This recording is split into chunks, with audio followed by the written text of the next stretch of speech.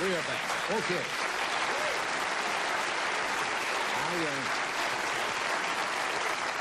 In 1962, October, I think October the 1st, I took over The Tonight Show from the gentleman who was about to come out here, who did The Tonight Show from 1957 to 62. And when Jack Paar was on television, he was without a doubt one of the most colorful, most influential, and certainly one of the more controversial people. He was fascinating to watch, Jack Paar. And he's got a special coming up for NBC on November the 29th, which is kind of a retrospective of a lot of those years, called Jack Paar Comes Home. Would you welcome, please, Mr. Jack Paar.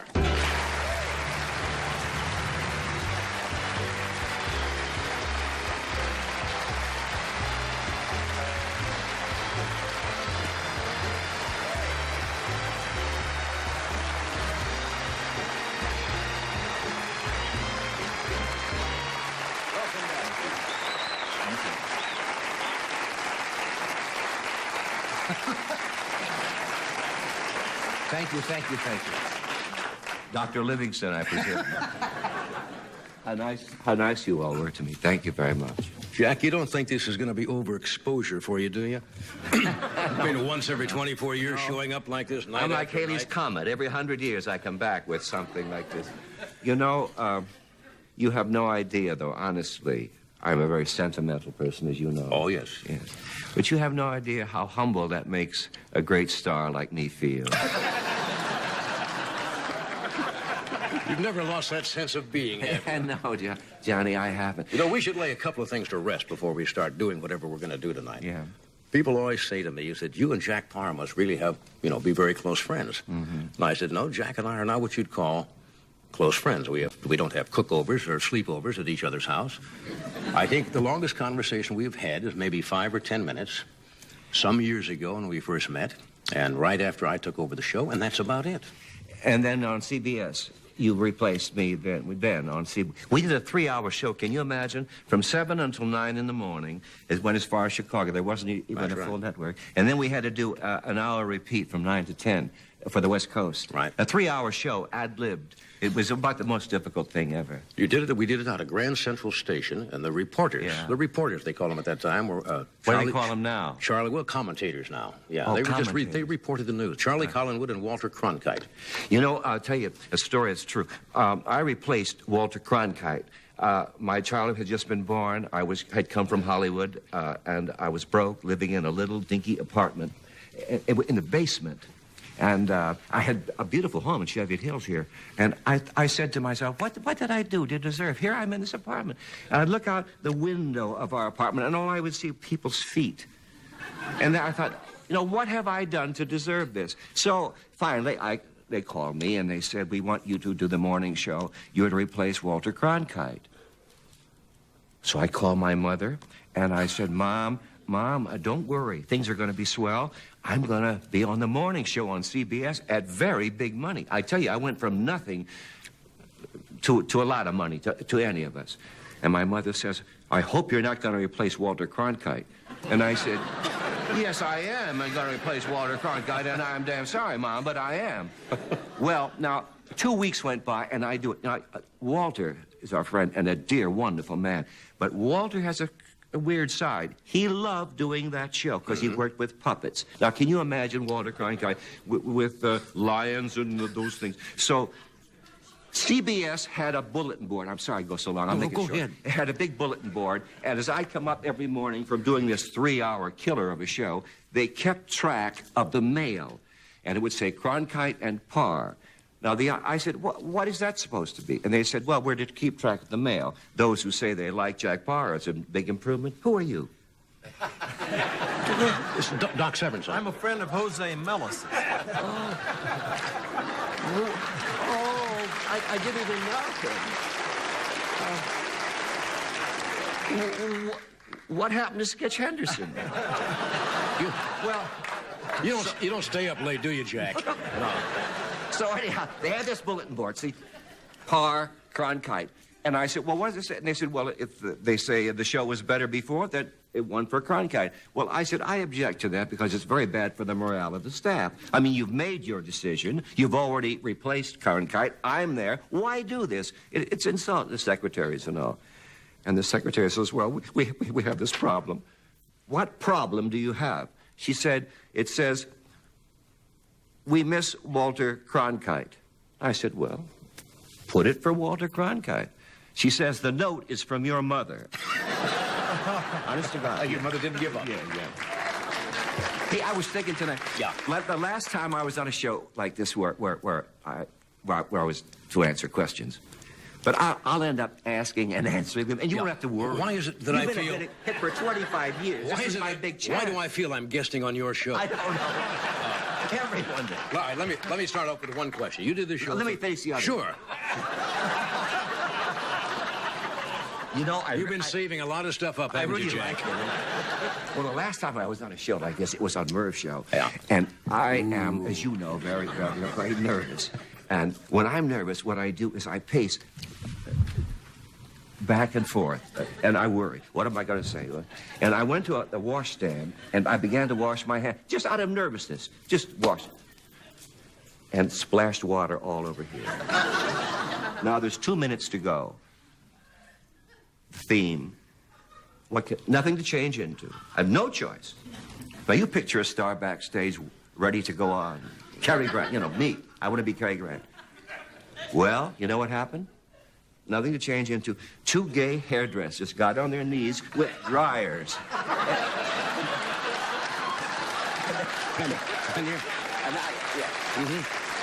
made my entrance. And to this day, you're sticking to that story, huh? Okay, Jack. Who am I? I'll buy it, Jack. If the audience buys that, I'll buy it. Why'd you give up the Tonight Show? You were a dynamite hit.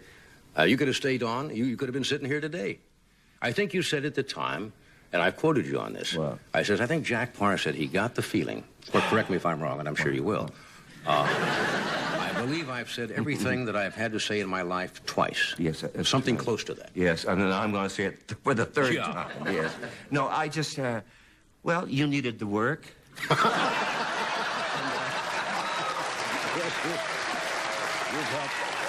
You've helped support a goodly number of people, Jack. Yes. And we're both Presbyterians, and we That's have true. to stick together. Absolutely. You know, so that's why I did. No, I had enough. Yeah. I had enough. You know, I didn't make any money on that show. Yeah. You have taught us all a great deal. Do you know that I will make more money? Now, see, money's not a big thing in my life. It's not a little thing, but it's not a big thing in my life. But I'll make more money on the hour show, 1 hour show, Yeah. than I made a year on the Tonight Show. Are you serious? I'm serious. That's good sized money. That's good It was about time, wasn't it? No. But if you'd have stayed here, you'd be doing it too. No, Johnny, I never could do what you do. Oh, yes. Nobody will ever equal what you have done on this show. To follow. Nobody. Longevity. We'll take a break. We're coming right back.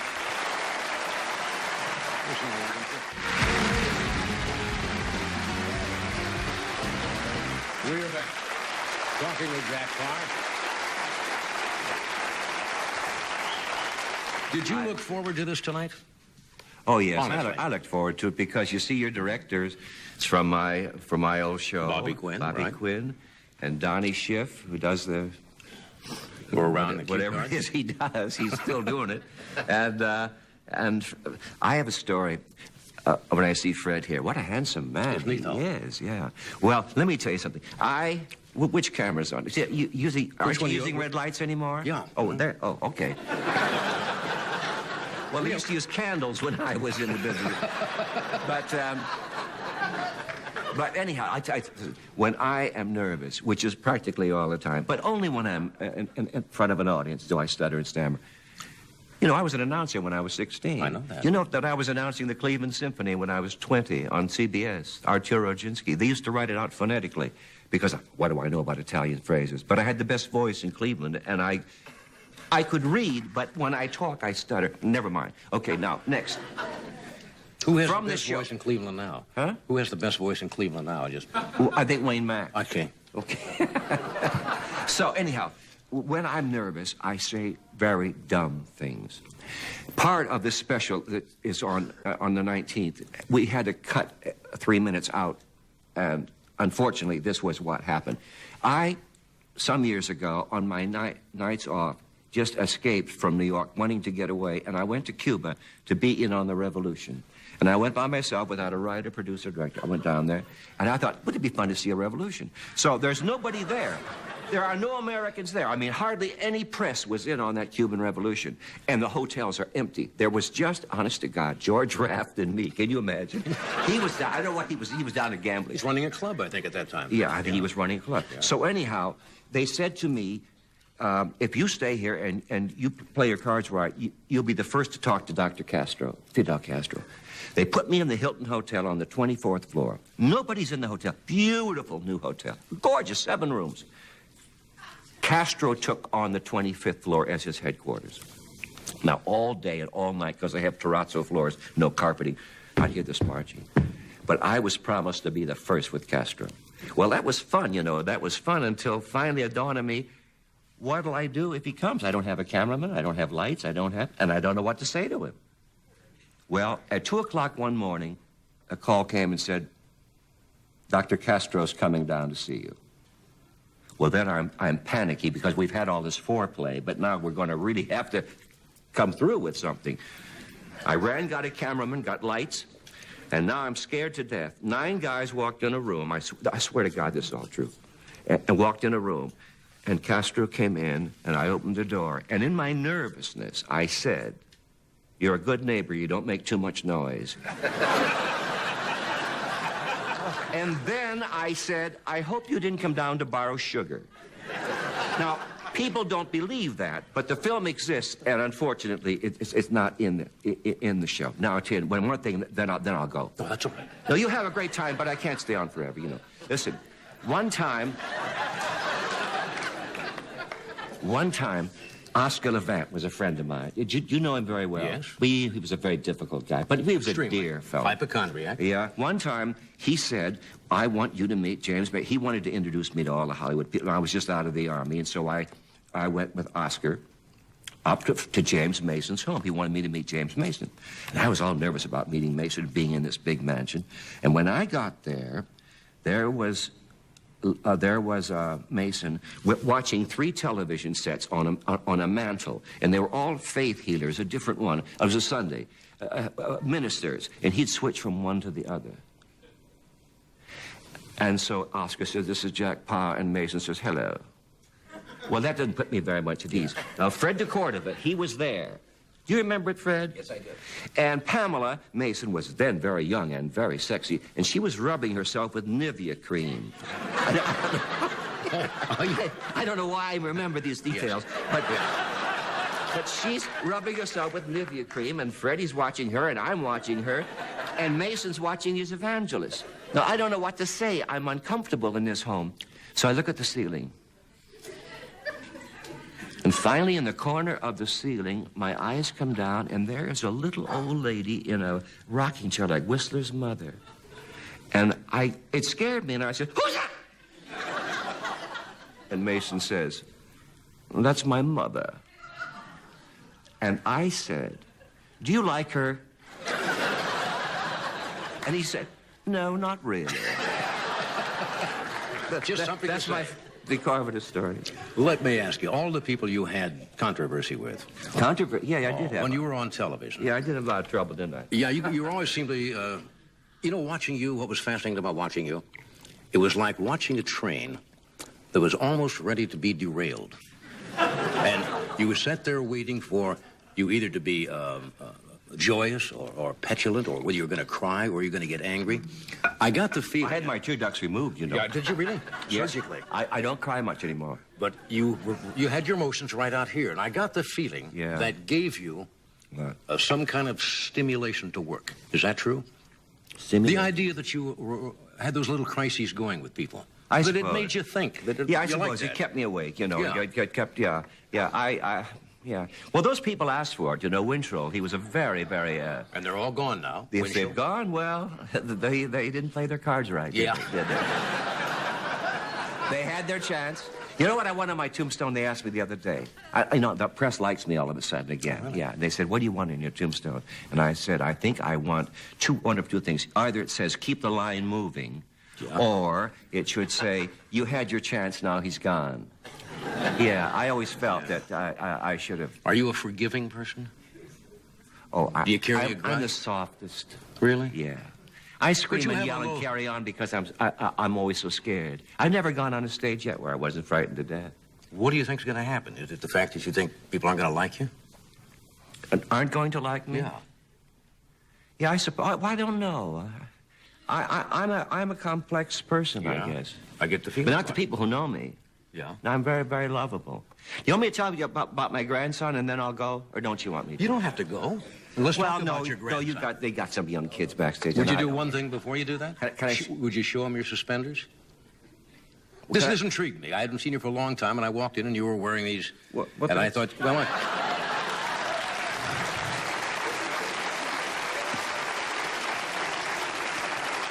I thought maybe you were going directly from here to Hee-Haw or something, and I just were dressing for the occasion. No. We're going to come back. We got a couple of charming pictures about you and your grandson, and we got a little clip.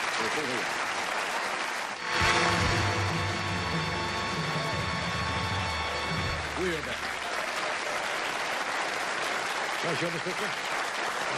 Let me show this picture. It'll be on the monitor. This is one of the reasons you're doing the special, right? Yeah, this is the reason I did the special.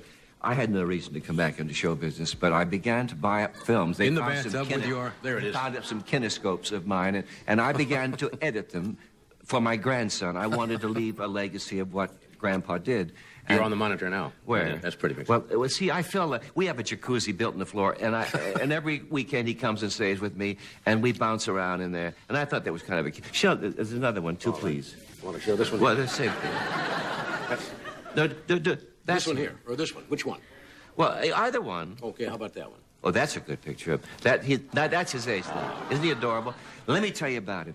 He's a marvelous little kid. And when I have him in the jacuzzi, see, it's built into the floor, you understand, down. And then I have to take him out and I dry him. And I'm in...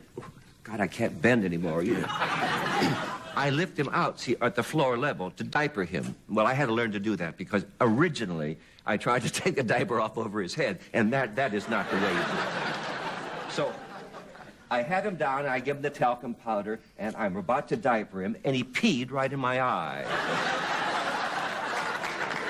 It's a good thing I wasn't talking at the time, but now this poor little kid, he doesn't talk much.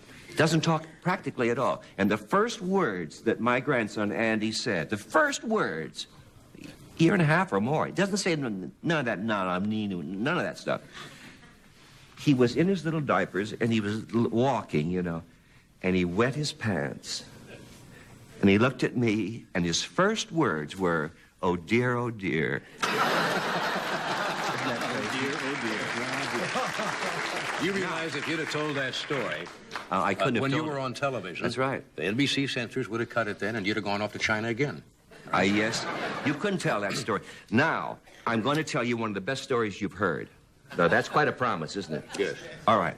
It's about a man that worked for you and worked for Bobby Quinn and worked for them. I'm not going to mention his name because his son may resent the story because he's now 22 maybe.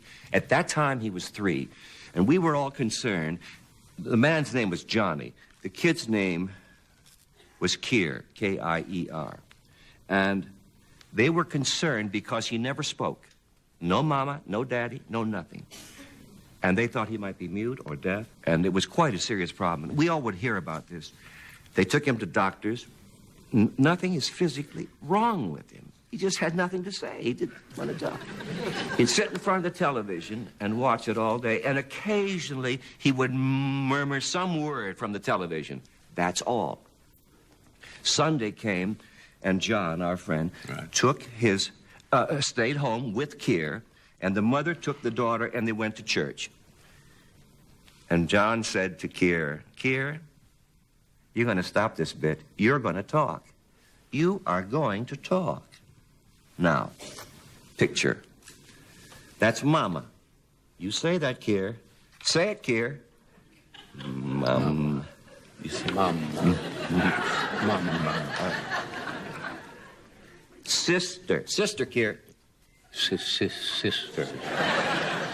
And who am I, Kier? Daddy. Well, John said, a miracle. Wait till they come home. They came home from church, and he said, darling, come in the room here. You can't believe what's happened. Here. Who is this? Mama? Who is that? Sister? Who am I? Daddy? And Kier, who are you? And the kid said, my name is Harry Reasoner.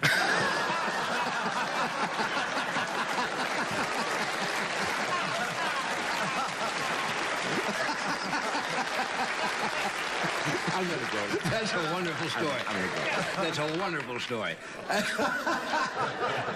Hey, I can't tell you, it was great having you here. I mean that. It was, Johnny, it was so nice of you to ask me. And I hope you'll get to see my special, because it's one of the better things I've ever done. You want to stick around while the other people come out, or do you want to run? Oh, well, I talk too much. No, you don't. Thank you, Jack. Goodbye.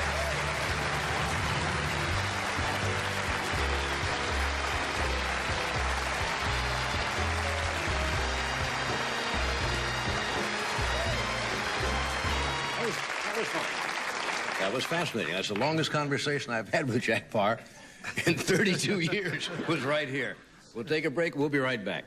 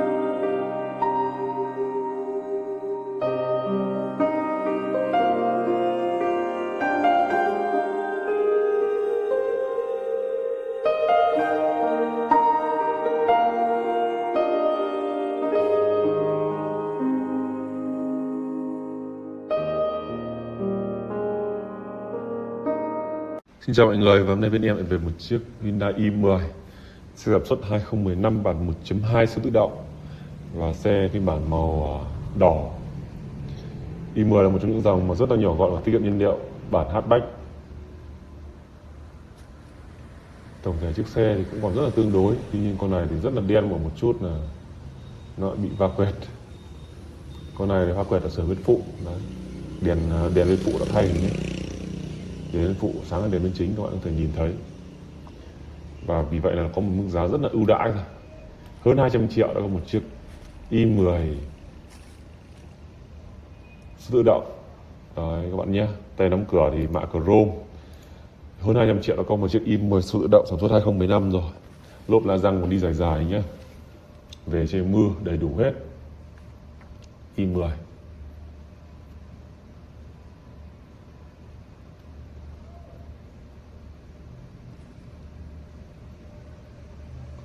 Hyundai Grand i10.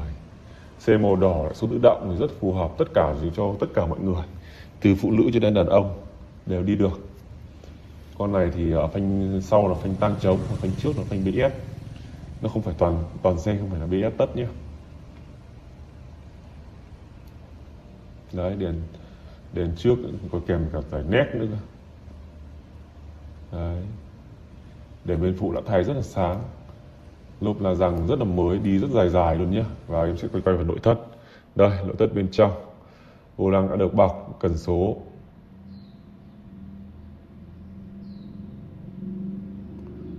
Rất là mới luôn. DVD tích hợp kem nồi. Đấy, phanh tay cơ. Da ghế thì còn rất là mới. Và loa thì con này loa nghe ok. Hàng ghế sau thì da ghế còn rất là ok. Đấy, nó chưa xuống cấp nhiều. 2015 mới đi được hơn 7 năm. Đấy.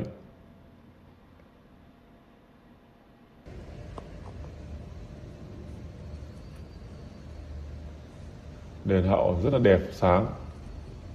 Nhưng không phải giới thiệu quá nhiều vì chiếc xe này còn rất là tương đối.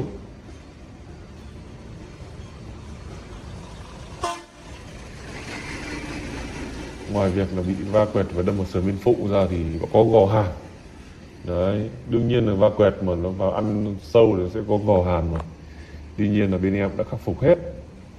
Vì vậy là xe hiện tại bây giờ đang rất là ok.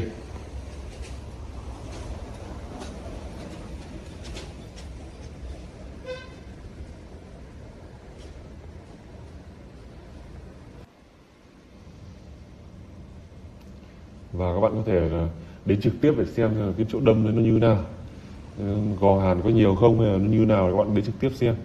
Con này là chưa vào phần chassis đâu nhé, chưa ăn vào phần chassis và cũng chưa bung túi khí. Đấy, nói chung là xe còn rất là ok.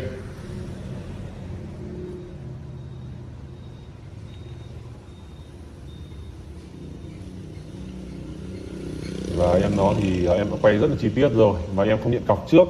Ai mua cứ đến trực tiếp xem xe, nếu chốt được thì mới chúng ta làm thủ tục sang tên cũng như là sang tiền. Con này thì trong một chiếc mà i10 2015 số tự động này thì bên em đang giao bán là 220 triệu. Và chiếc xe này thì nó bị lỗi, chứ nếu mà xe xịn của nó thì chắc là cũng đắt đấy mọi người nhá. Và nếu mà bên em mà thường rất nhiều khách quen, vì vậy nếu mà bên em mình đã bán thì bên em sẽ ghim ở phần bình luận là xe đã bán. Còn nếu mà em chưa bán thì bên em sẽ chưa ghim gì. Vì vậy mọi người mà xem xe nên chú ý, nếu mà phần bình luận mà đã ghim đã bán rồi thì đừng có gọi vì là xe đã bán. Vì vậy là xin chào tất cả mọi người nhé.